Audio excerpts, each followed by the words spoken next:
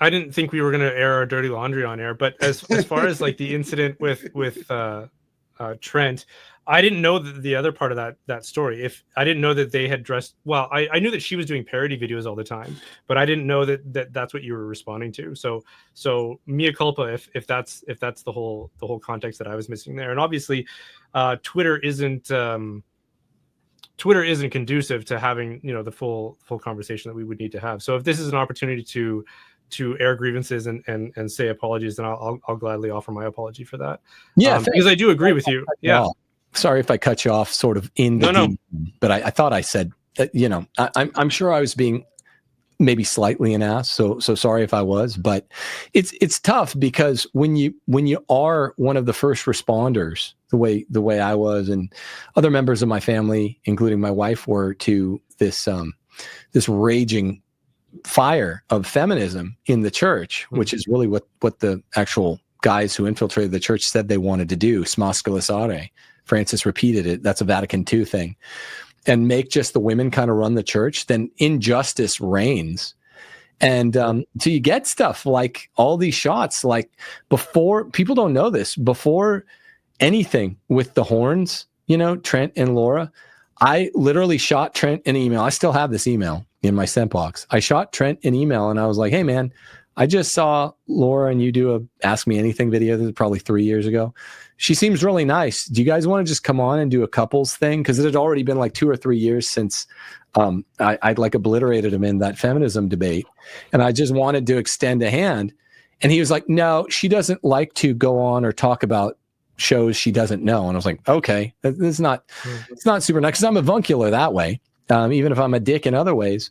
But so then all of a sudden someone sends me these videos like a year later and she's making fun of, how I dress, how I talk, making fun of a deeply, deeply hurtful family thing that still hasn't been sewn up with my younger brother. And then she goes on Matt Fred. Matt Fred pays my wife Steph a nice compliment. She's like a prophet of asking your husband. And Laura can't stand it. And she goes, she basically says Steph needs to disobey her husband. Does she stand up to her husband? I mean, that's terrible. So like you kind of traipsed it by tone policing there. I'm not trying to beat a dead horse. You already apologized. We're cool. I'm always cool with Brian. Yeah, there was an underlying issue into that, not knowing. Yeah, there was an underlying issue there, and there was like really, Trent, you should just have a conversation like this. It's like this is how you won't, and that's why I invited because he was a little butthurt after the double debate on death penalty and feminism. You could see why immediately after you listened to that double debate.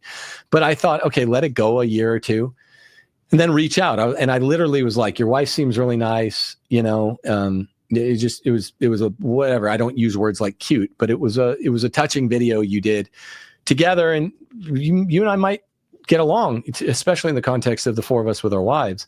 Then kind of declining on that specifically for the reason, oh, well, she doesn't know you, but then you can mock me, my brother, my wife, some of it more hurtful than other, and say my wife should challenge me. And Matt's immediately uncomfortable. He's like, whoa. So I've reached out several times, and the fact of the matter is people might not like to hear it in the audience, but like, Brian Holdsworth's the nice guy in real life. I know because we do correspond some. I correspond more often with Anthony. He's a real life nice guy.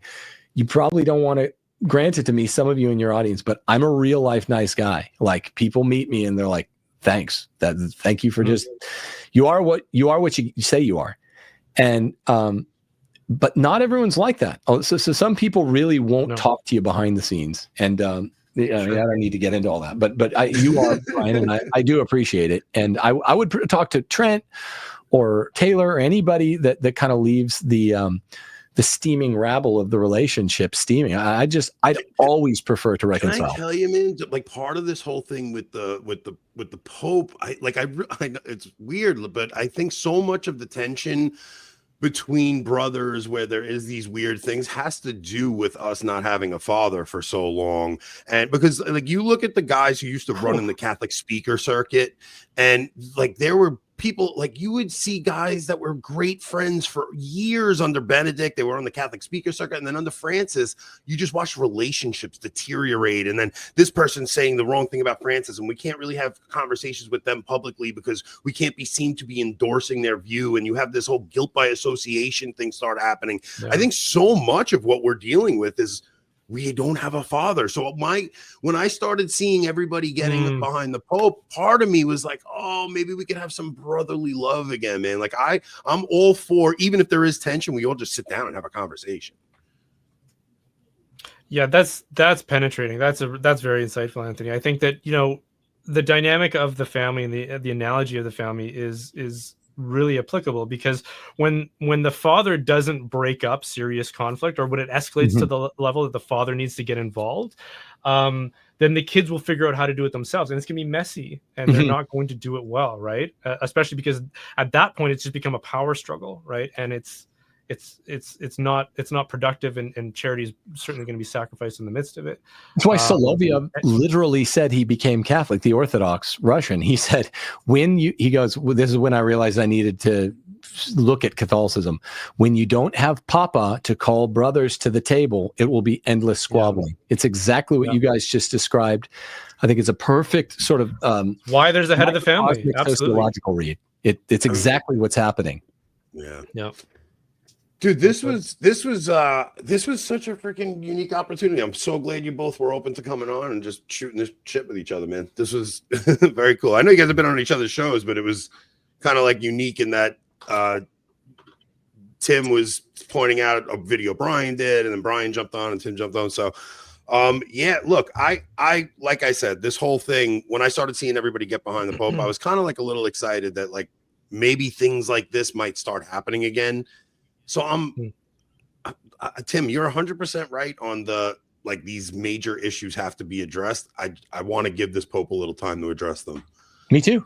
I want to give him time too. That's just what I was like, don't mischaracterize me.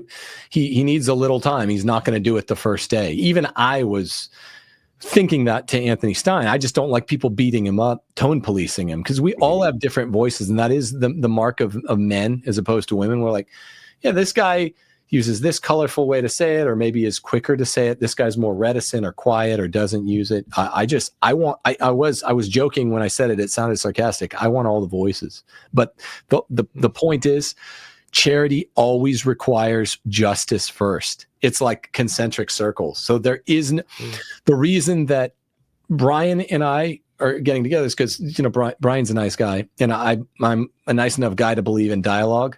Always, always, always, men of goodwill will dialogue directly with each other. Always, always, always, men of bad will avoid dialogue. Apply that wherever you want. But I will say that it's a rule of faith for human life that you get honest parties together, they'll always dialogue. But what I'm saying about what's his name, Pope Leo the 14th, is that this stuff